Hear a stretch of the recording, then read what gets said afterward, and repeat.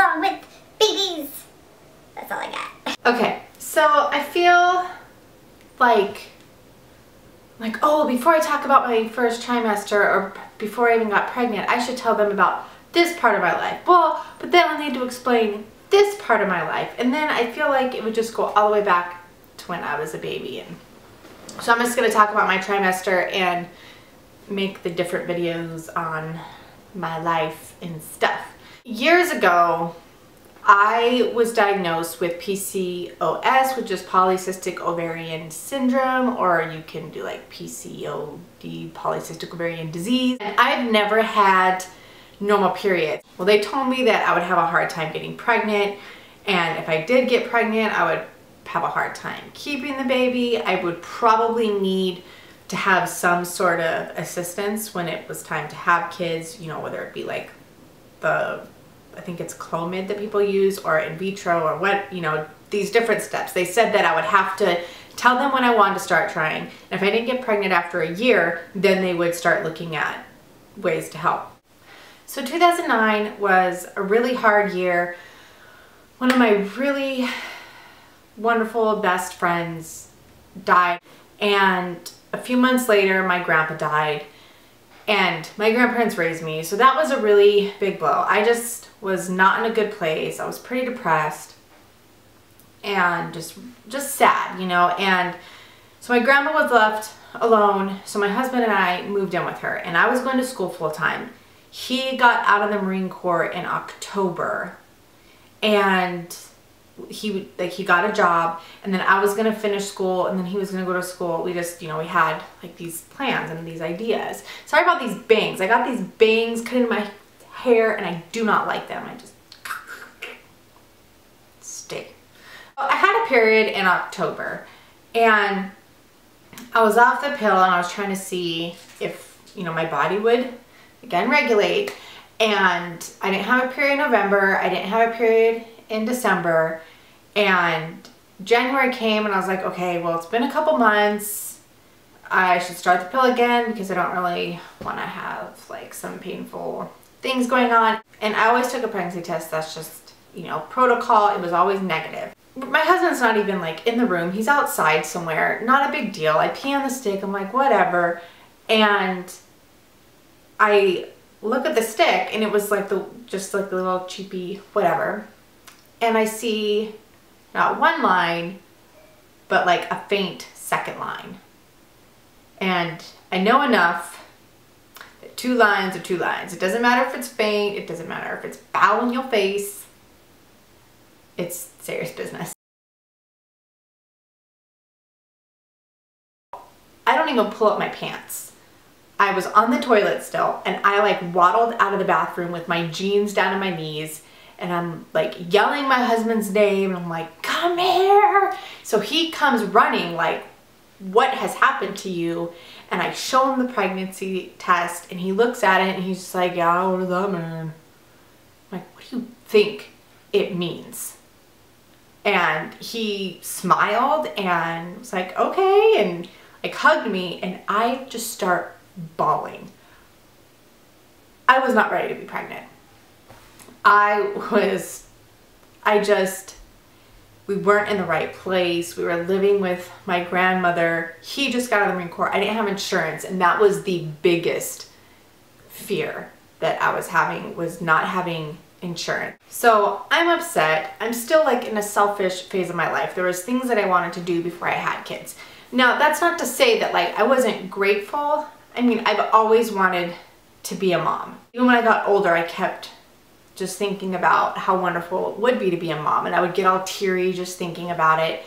And when I found out that I would supposedly have trouble having a child, I got really scared, and I would pray all the time, like, Lord, please just let me be able to have one child. I want to experience that miracle, you know, and have a baby, and just like make a baby and experience pregnancy and all that.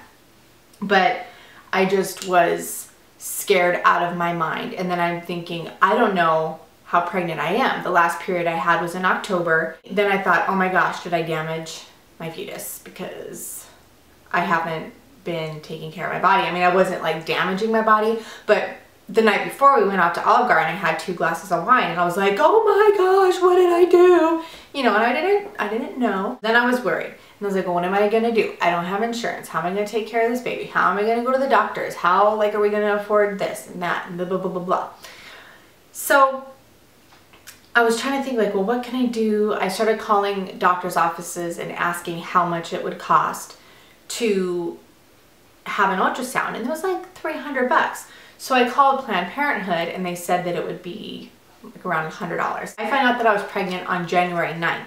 Then on January 12th, I went to Planned Parenthood to get a confirmation of a positive pregnancy test because they wouldn't do the ultrasound without a pregnancy test being done. So they took the pregnancy test, and since my last period was in October, they put down that I was 14 weeks along. And I was like, no way. And I would think by 14 weeks, I would know something was up. But they had to put that because there was no confirmation. So they estimated that I was due in July. So the next week on the 19th, I finally had the ultrasound. And that, like, I was waiting for that because I really wanted to know how far along it was. And I was like 7.5 weeks along. I was almost 8 weeks. And there was, I'll like insert the picture. This is the picture, but I'll like zoom in a little bit. This is my very first ultrasound. She is that little teeny tiny blob inside of this little circle. And these are the cysts that they could see. All you could see the heartbeat, and it was just like this little twinkle on the screen. And I mean, it's so itty bitty that you don't really see much, but I could see that there was a sac and there was something inside of it. And Planned Parenthood wouldn't let my husband come back, like for confidential reasons or whatever, even though he was my husband and I said he could come, they wouldn't let him. So I was really sad that our first ultrasound he had to miss out on. And once I saw that there was this little baby in there, I was glad that there was a heartbeat, but I was still scared because I still didn't know what I was going to do as far as health insurance goes. So I forget exactly how I found out about this program. It was either from like a pregnancy message board or it was on like one of the information sheets that Planned Parenthood has, but it's called AIM, Aid for Infants and Mothers. You have to fit into a bracket, and we made too much for state insurance.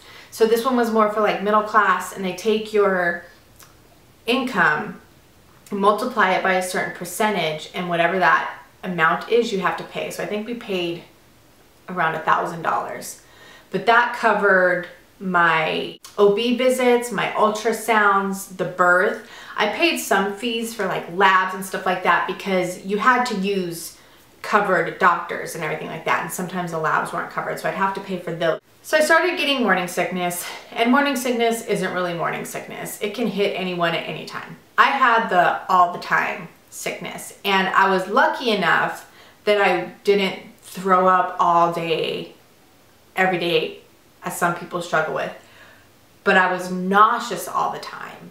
I always felt like I was going to throw up. And if you know that feeling, you know that it sucks. You're just always kind of like, ugh, and you don't want to move. And I was going to school, but I'd be in class and I would just be like, I can't listen to anything that the teacher is saying because I'm gonna throw up.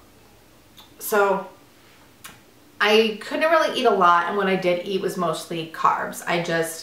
I was eating crackers and bread, and I would try drinking like ginger ale. We did have a situation before I had my first ultrasound. I knew that I was pregnant. I didn't know how far along. At some point between the confirmation of being pregnant and the ultrasound, my husband and I had sex, and I started to bleed. And it wasn't like gushing blood, but it was enough where I was like, oh, like that's kind of weird. We'll see what happens. And so I put like a pad on, but I kept bleeding. And again, it wasn't heavy, but it kept coming, you know, and that really scared me. We went to Planned Parenthood, and the lady came and like she pulled me in and she's like, well, you know, there's not really much we can do for you.